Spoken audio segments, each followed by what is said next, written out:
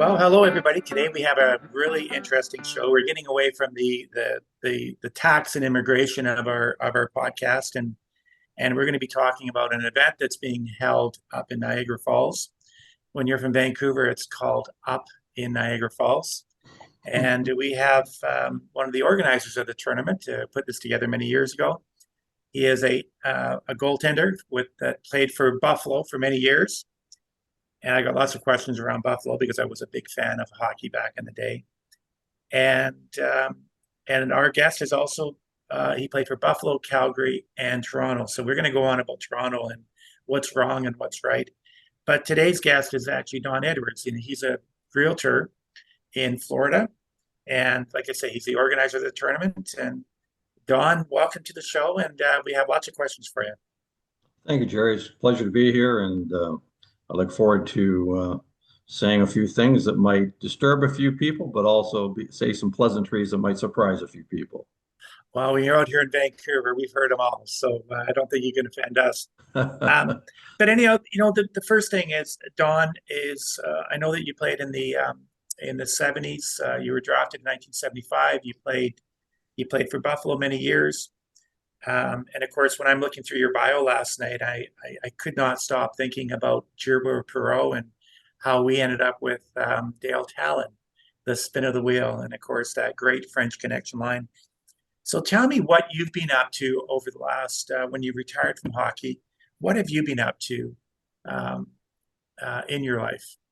Well, when I retired and I officially retired in '88, I sat out for a year and then I went back. And my final year, I went to a training camp in Edmonton. But by then, I was pretty beat up. My hands were sore from the old equipment we were using back then. So I packed it and I was already involved in broadcasting because back in '84, I did the Canada Cup for TSN, and then I did the 1988 Olympics for TSN in Calgary. I was working with Hockey Night in Canada and Sports Channel America, and that was great. I got my real estate license in Buffalo, working for Hunt Real Estate.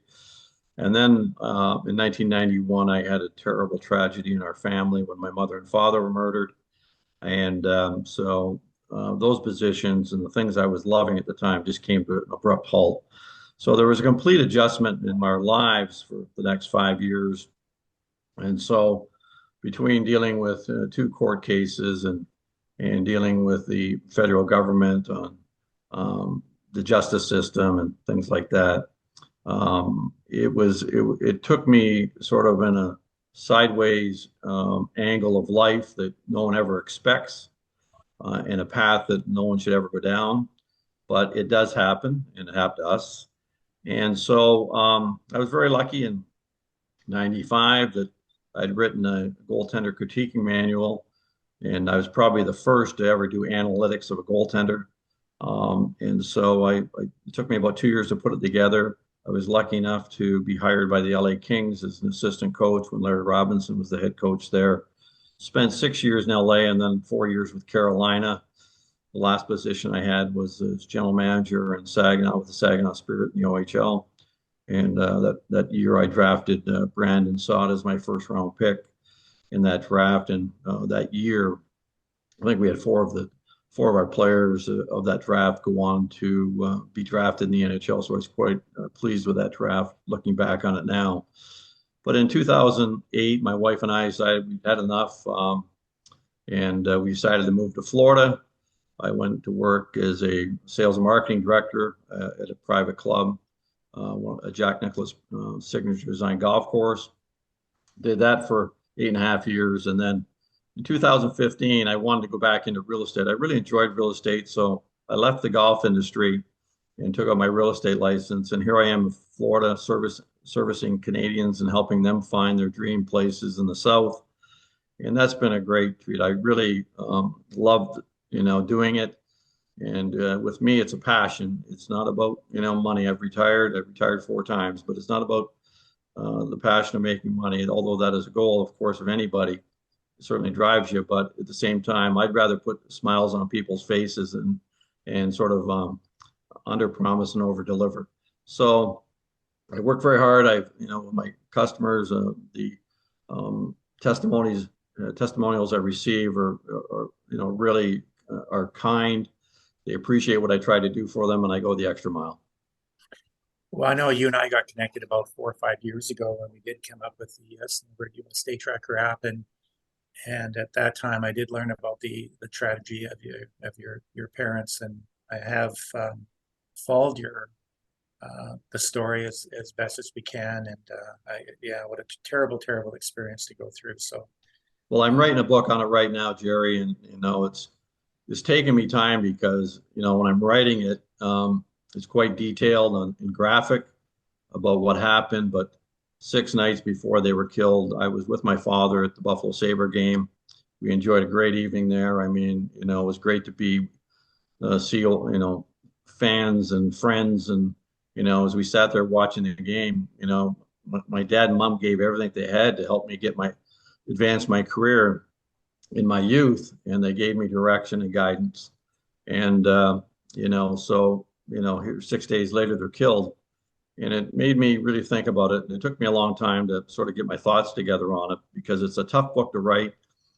Because after the tragedies, I was diagnosed with post-traumatic stress disorder, and so I get so far into the book, I might write 2 paragraphs, a page, and then I have to take a break because I see my symptoms that I fight, and I'll have the rest of my life. I have to take a step back, regroup, and then go at it again. So I'm getting closer. I hope to have it done in the next 6 months to the year, but it's very graphic. It tells a lot of detail about what happened, but it also tells some great stories about my playing days and the great memories I had with playing with some great players like Joe Bear and the French Connection, Jim Schoenfeld, Jerry Korab, playing in Team Canada with Larry Robinson and Guy Lafleur and Wayne Gretzky and Mike Bossy, and the list goes on and on. And then the great memories of playing against the Soviets and, kicking their butt and just enjoying that. It was, those little things that you just never go away. And, I was so proud. I mean, I was so proud that night in Montreal. I was never expected to play a game in the 81 Canada Cup. And Mike Liut and Billy Smith were expected to play them all. And then Billy broke his finger. I left the team to go back home and train with the Sabres. And all of a sudden, I was only home one day, and they called me right back. And here in the semifinal game, I get a chance to play against the Russians. And when Rene Doucette sang that national anthem, I cried. I mean, there was tears coming down my face, and it was just such great respect for my parents and love and admiration for them for what they gave me, and and just believing that my career would pursue hockey and make it to the National Hockey League. well, it's pretty exciting because my hometown is Ucluelet on Vancouver Island, and all we could do is watch Hockey Night Canada. So to be connected to so many hockey players as we are nowadays, I guess we get to live those dreams through those younger guys. But you and I have mentioned some of the guys that I know that you played against in your career, and we were fortunate to go back to Chicago and spend some time with Stan Mikita and Darcy Rhoda, and Jerry Korab was at the Chicago alumni tournament as well. I believe it was Jerry Korab, but some of these other guys that when you're a kid from Ucluelet, I think my claim to fame was I could name every player in the NHL from the early '70s. So a lot of useless information stored in my head. But anyhow, it's exciting. If you didn't get to play in the league, it's always great to meet you guys, and as our roads and paths cross, it's pretty exciting. But it does lead us to that next part of what's really important and what's a lot of fun coming up. And we were supposed to do this last year and fly out to Niagara to meet you and play in the Friendship Cup. Can you tell me a little bit more about the Friendship Cup and how long it's been around for? And we know it takes a lot of work, but fill us in what the motive of the Friendship Cup and how you got involved with it. Well, it's really interesting. In 2017, I came up with the idea of creating a senior golf tournament in Canada based on the Society of Seniors, which I am a member in the United States. There's also worldwide members as well, but it's the group of the top senior players. And there's 4 age groups to it: 55 to 64, 65 to 69, 70 to 74, and then 75 plus. So I approached a gentleman, Rick James, who is now my partner in this, and he's also a founder and co-chair of this event with me. But I approached him with the event at the Legends on the Niagara Golf Complex, which is Niagara Parks, to host it. They agreed. In 2009, we launched it. It was very successful. It was our inaugural year, but it was well received, and we expected it to grow from there. And then, unfortunately, COVID hit, and it created a situation for us that we tried to put it on the back burner to keep it going, but at the same time, the Americans weren't allowed to cross the border. There was border crossings. There was COVID issues. Everyone had to get their shots. Their inoculation. There were so many things that happened so we had to make some very tough decisions. Well, we did. So we had to postpone it in both through 2020, 2021, and 2022. And then now that the COVID restriction, the border, has been eased and the restrictions are now off. We launched it. We've, never lost our heart. We never lost our drive. We never lost our commitment and dedication to it. And here we are. And we're going to make this thing go. We've got an unbelievable environment there. The venue is fabulous, and those that have visited Niagara Falls or maybe dreamed to see Niagara Falls, it is spectacular. There's nowhere else in Canada that I believe.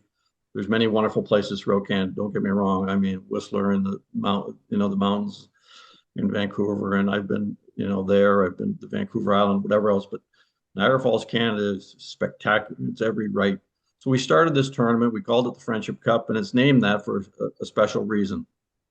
Being born in Hamilton and then playing so many of my years in Buffalo, I was graced with the privilege of going back and forth between the two borders. And so, although I am Canadian, I'm also an American now too, because in '91, after my mother and father were killed, I went and got my U.S. citizenship. And in 2008, my wife and I decided to live full time in the U.S. because I played in a number of years in U.S. cities, and we raised our three children in Buffalo. So the event name of the event is really a passing of, I guess, of the blessings I received from my mother and father. And they created a situation where I was able to get friends on both sides of the border through their dedication and giving to me, allowed me to do that. And if my parents wouldn't have done that, I would never have had the opportunity to play in the National Hockey League. So the name is really dedicated to my mother and father. It's something, that's why we call it the Friendship Cup. My mom and father were very committed to their community, and they had many great friends. They built parks. They did everything in the community for their neighbors, and even those that they didn't know. So that was really where it came from. I expressed and gave everybody in 2012 the inaugural event. I told them about my parents, and it really touched a lot of people. And I think once people get to understand what the Friendship Cup is all about, and the dedication we've gone through to make this thing a go, we're working our butts off right now, and we hope to fill the field this year. And so, if there's someone who thinks they're a pretty good golfer and would like to play against some pretty good senior amateurs over the age of 55, they can go to the Friendship Cup website and sign up, because it's a great event. It's special. We've got an amenities package, I think, that I've mailed to you that's outstanding. It took me about 2 years to put together, but we got great rates on hotels, the low end, the high end. They're all 5-star facilities, and for Americans coming up, they get that great U.S. exchange rate, and for the Canadians, they're committed, but they know they're coming to a first-class venue. I've never been to Niagara Falls, so I'm pretty excited, and I might be a little intimidated depending on who shows up to play in the tournament. But sometimes he's good and sometimes he's really bad. But I've got a couple of friends that are joining us from Toronto and Vancouver, and my father-in-law, my son-in-law's father is from Hamilton as well, and I believe he's the same age as yourself. So we'll have to have a discussion and have a few beers, I'm sure, after. We'll have lots of beers. Oh yeah, but no, we're excited because now, Don, how many? Is it a 50-50 split? Is there as many Canadians as there is Americans? I would say it's probably what we experienced the first year, Gerry, was probably about 75 to 80% American, based on the rest were Canadians. But we're trying to increase the Canadian field. We've got some really outstanding Canadian players coming in the senior division. I mean, Rob Cowan, who's Gerry Cowan's son, is coming to play. He's already ranked as one of the top senior amateur players, and he'll be playing in the lower division. Of course, I'm now 67, playing the super senior division. But we've got some great players, Jim Starnes and Duke Delcher, Jim Starnes is from Florida. Duke Delcher's from South Carolina. They're both coming into play, both excellent players, and so it's really an interesting thing. But it's not just about the competition; it's about the friendships being formed. I mean, we had guys come the first year from Montreal. They had a great time, and it doesn't matter where you are from Canada or the U.S. Coming into this event, it's going to be special because it's not just the competition; it's about the friendship and just seeing a beautiful place in the world. I mean, it's a must-see destination, and that's the only way to say about Niagara Falls. Well, I'm sure after the first day, I might be looking for a caddy job, Don, because we've had a long-standing relationship with the PGA over in Kapalua, and all I do is just part of that crew to keep all those players comfortable and all the shots in. But I am getting a little intimidated, and I know Jerry, this we is not also about really Jerry, we also really encourage the players that register to bring their spouse because there's so many things to do there with all the attractions. And we have a players dinner on the first night of the tournament, the first official night of the tournament, and it's over the top. It's called the President's Dinner. It's a smorgasbord, but it's just over the top. The Niagara Parks do a fantastic job with it. The players go away, and they're greeted at the door by historic, people that have went back and showed a little bit of the history of what the battle on the Niagara was all about. The last day, we bring in a cannon. We have a cannon blast as our shotgun start. There's no tournament that does that. I mean, when you're standing there, I lit the wick at the first event in 2019, and my feet came about 2 feet off the ground when that cannon blew. And the guys were quite impressed that, hey, we really go the extra mile to give people a good time, and they won't forget it. Well, I'm excited because, like I say, I haven't. I mean, I'm a West Coast guy. I've spent most of my life here in Vancouver, and we go back and forth to Maui, so I have a little bit of a American edge to me. But I'm excited about going to Niagara Falls. Um, yeah, it's gonna be a lot of fun. So we look forward to seeing everybody. Okay, we have to take this opportunity and really get Don's opinion of the current Toronto Maple Leafs. Um, Mike and I, our producer Mike, we were the last 2 weeks we've been discussing all the rights and wrongs of Toronto, and knowing that Don was going to be on the show, we probably had about 5-10 minutes before we started taping, and it was pretty funny. But anyhow, I'm gonna Don, what do you think of the current Maple Leafs right now? Are they gonna I mentioned that I'm going to be jumping on this Maple Leaf uh, Canadian bus if they can get past the first round. I'd love to hear your opinion on the current structure of the Maple Leafs. Well, I think they'll get, Jerry, I honestly think, and Mike, I think the Leafs will get through the first round this year. My biggest concern is in building any top end club that competes deep into the playoffs. I was always taught by Punch Imlach, who I got to know very well, and Scotty Bowman, who I spent countless hours with, talking strategies on management, on the definition of a top end hockey club and how you build it. Imlach really enforced, and I think it was, you look back in the days of the Montreal Canadiens and the Leafs back in the '60s. I mean, you look at those franchises, and they always had a top end goaltender and 3 to 4, solid top end defensemen. And that's the roots of what I would call the cornerstones of the house. And I'm not so sure. It's always nice to go and make some good trades, and the Leafs at the trade deadline did a lot of activity, but I'm still not convinced that they've got the cornerstones they need to win, and that is a top end goaltender. I would have loved to see them get Jonathan Quick out of Vancouver. I mean, out of Los Angeles.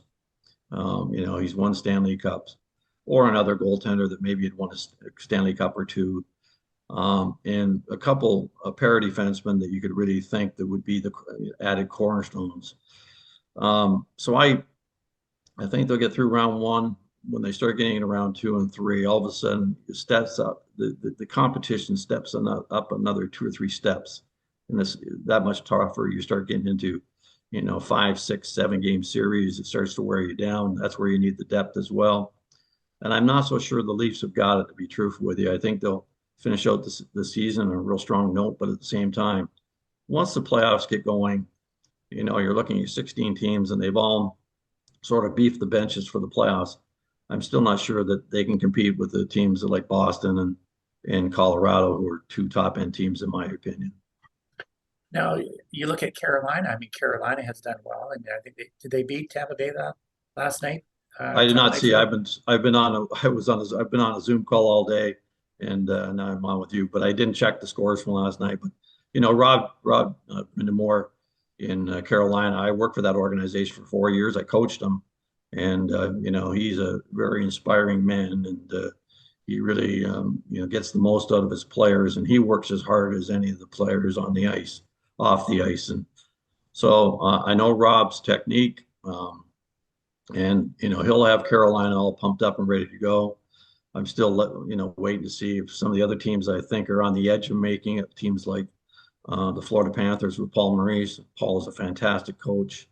That would be another one. You can never count out the Tampa Bay Lightning, but I think there's some hidden gems in there that I think as well that may surprise some people if they make the playoffs.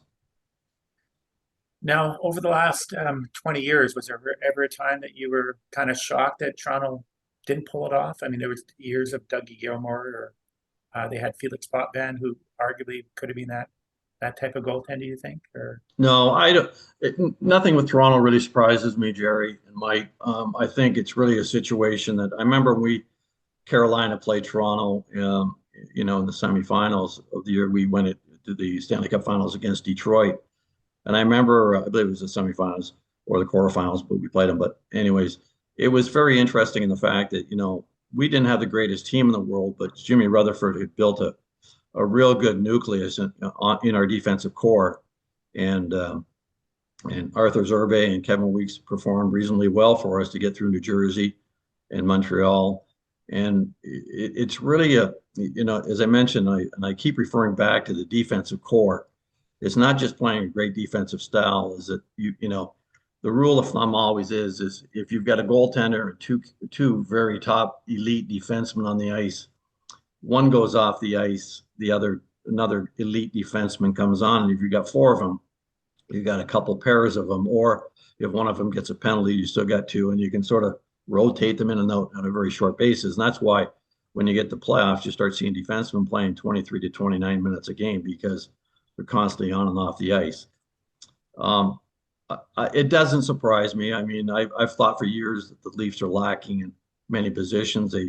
I think they made poor decisions with trading away draft picks that they should have retained or tried to grab more to build from the nucleus out with young players. I think Buffalo and Ottawa have done a good job. I think for the most part, that's how Colorado was built. I think Jim Rutherford in Vancouver will slowly get back to that because that's what Jimmy did in Carolina as well and in Pittsburgh. But it's an interesting thing when you start getting into those second and third round series. They're long games. You don't know if they're going to go one overtime, two overtimes, and even longer. It takes a toll on you. And I can still remember walking in the dressing room between periods and seeing players getting IVs. And we got in that third and fourth series. I mean, it just wasn't one player. We were having 4, 5, 6, 7 players getting IVs between periods just to hydrate and try and get some zip back in their game because their legs were so heavy. well, to your point, when you talk about goaltending, is that the three runs the Canucks have had. We had Richard Brodeur, we had Kirk McLean, and of course we had Roberto. So Vancouver, yeah. So to your point, that is so true. Now, just we touched base about this and earlier and about the tragic loss of your mom and dad, and I'd love to hear more about your book and some of the main purpose of your book coming out and how is this how is this how do we look at this as a silver lining with your book being released? So I'll let you take over from there. Well, what people don't realize is what our family went through the trial. Let me go back here. This individual that was found guilty on 2 counts of first-degree murder and 1 count of attempted murder. He had raped and assaulted my sister and held her at knife point for over 5, 6 hours, 5 weeks before he killed my mom and dad. And when he went in front of the Justice of the Justice of the Peace let him out on the condition he stay away from the family. Well, within days or weeks, he was already stalking my sister. And so when he killed my mother and father, when he came to my sister's home that morning, and then he hid under her front porch, and she was going to work at about 7 o'clock. She came out and saw him getting out from underneath the porch, and he had a gun. She ran across the road. She lived right across the road from my mom and dad, and he fired a shot at the side of the house. And then she got in the home, and then he followed her across, and of course, and that's when all hell broke loose. And shot my mom through a window and stabbed my father to death. My sister was lucky to escape. The gun had jammed, and she fought with George, and he slipped. This George Harding Lovey was his name. He had slipped, and my sister was able to escape out a back door while she was being assaulted. And so, we went to court. It's the first time in Canadian history that,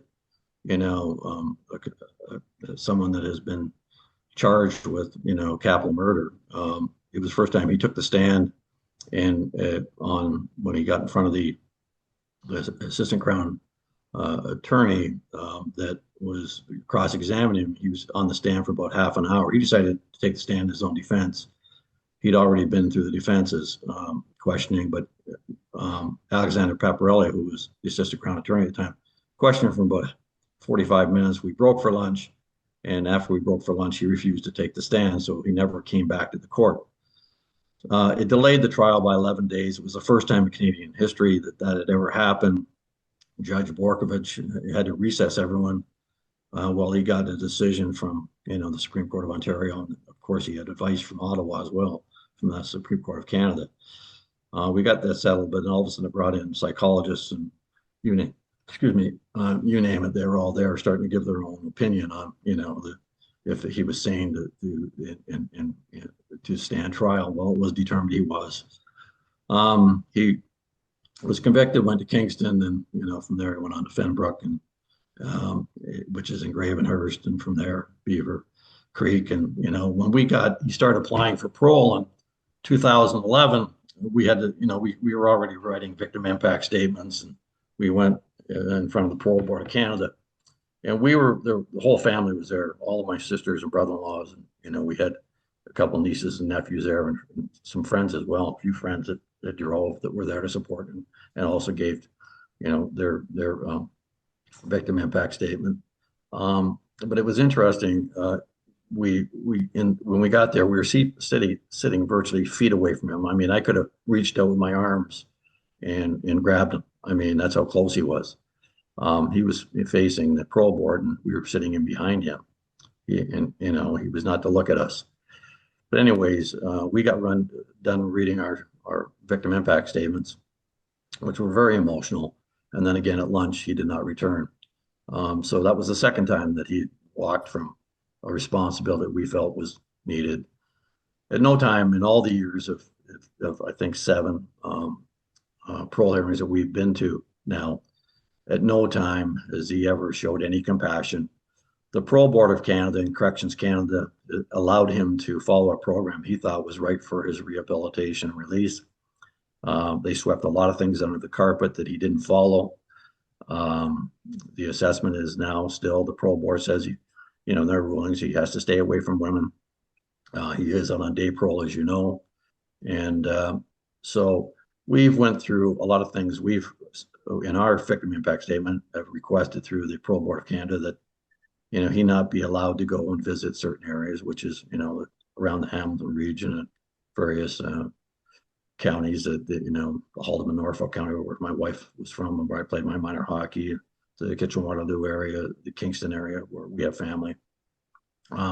Just different things. So the fight has been on. People don't realize what we've gone through. We've been to Ottawa twice. There was a Bill C-330 that was, I think, put in front of the government back in late 1992, 1993. It was called Bill C-330. Life means life. There was a promise that bill was put forward by the MP from Hamilton Mountain by the name of Stan Keyes. And Stan was promised, because it was a private member's bill, that it would pass. Well, it went through 2 readings without any problem. The 3rd reading, we were in the chamber, and the odd thing about it, we expected there was only 7 people in the Parliament that night, And the first couple people said, "Yay, no problem." And the third or fourth person was the assistant to the opposition, and stood up and said nay, and that was it. So it taught us a lot about Canadians, for the most part, about the Canadian laws and things that are going. I mean, this recent law that was, that the Supreme Court of Canada ruled on, that they could not be convicted for life. They have to do 25 years, and then they're eligible for parole. It doesn't matter who you are. You could be Paul Bernardo or Justin Bork, whoever it may be, anywhere in Canada. Justin Bork killed 3 Mounties in New Brunswick. At some point after 11, 12 years, you can already start to apply for parole. Canada, the Canadians for the most part aren't aware of this, but we have experienced it all. It's hell. It's taken a toll on myself. It's taken a toll on my sisters, our families. We continue to battle. We don't battle. We're battling for ourselves, but we're also battling for all Canadians if they only wake up and realize what we're trying to do. So, excuse me. So it's been hard. We don't give up. We continue to write. So excuse me one second. So when I decided to write the book, as I said, it took me a long time to come to grips that this is something I had to do. And now I'm motivated, I'm inspired. And now that I can see I'm getting, further into it and well into it now, that I'm going to finish this project if my health allows me to. But I'm going to finish this project, and if it is published, then I'll make my path across Canada to publish it, to promote it, and tell Canadians, and they can look at my face, they can look at my eyes, and they'll learn the story and the book's going to tell it. Well, when you make it to Vancouver, we've got a golf course for you, and we've got a home for your wife and yourself. So we look I forward to appreciate that, helping out Gerry. any way we can. But yeah, what a terrible story. It's oh, I'm just sickened when we hear these things Yeah. because yeah. Well, it was interesting. And the morning it happened, my brother-in-law, when he called me at about 5 minutes to 8, I was just getting ready to go out the door to a full day of meetings with the real estate company I was working with. Well, my entire career came to a halt for almost 4 years. And when I had to give up, real estate, which I so much love, and the broadcasting, which I so much enjoyed, my mentor was John Shannon, went on to become the head producer of Hockey Night Canada. John was the best in the industry. I think he teaches it now, but he was mentoring me and giving me great advice, and I was really enjoying it. I was working with some great broadcasters, in doing the games, and all of a sudden, here we are about 3 weeks to a month from doing, the Stanley Cup playoffs in 1991, and all of a sudden I was completely out of the loop. There was no more games. I never did. Since then, I've never, been involved or back in the broadcast booth per se to do another game, and it was something I really liked. I worked hard at it in getting to understand how the industry worked and the proper way to convey your thoughts in the course of a game, and allow the people at home to think as they watch. That all went away. So I had to turn my focus and, find something that I could really consume myself. And then I wrote the goaltending critiquing book, which by far was way before its time, the analytical side of it. And then I was very fortunate, as I said, to get hired by the LA Kings and my good friend Larry Robinson. Well, that's interesting. Well, I'll tell you what, to wrap things up here, I look forward to seeing you in person, and I know it's interesting how people get connected, but I look forward to the friendships, which were important for your mom and dad, because we know I won't be bringing any golf with me. So I really do look forward to the friendships of all the people we meet. Well, we encourage everyone to come and, if you're a decent player, and we encourage you to come and sign up and play. It's a very affordable event. Rick and I do this for the love of the game. We don't make any money out of it. We do it for, just our pleasure and have fun and meet people and enjoy. Everything goes back into the event. So it's not about, that just, the cost of the event is $550 US, and everything goes back into the event, everything, 100%. Oh, that's pretty exciting. Well, we look forward to it. Don, I really appreciate you coming on today and telling us what you've been up to, and I look forward to talking about hockey. I look forward to talking about your mom and dad, And like I say, I look forward to all the friends we're gonna be meeting on June the 23rd to the 26th, 2023. So I look forward to sharing a beer with you and cheering you and getting to know you even more. You're already become a friend, and I look forward to welcoming you and your buddies that are coming with you. And if there's any spouses out there that want to come and join in the fun, you're more than welcome because it's well, a special place. yeah, we look forward to it. Well, thank you very much, Don. All the best. Thanks, Gerry. Thanks, Mike.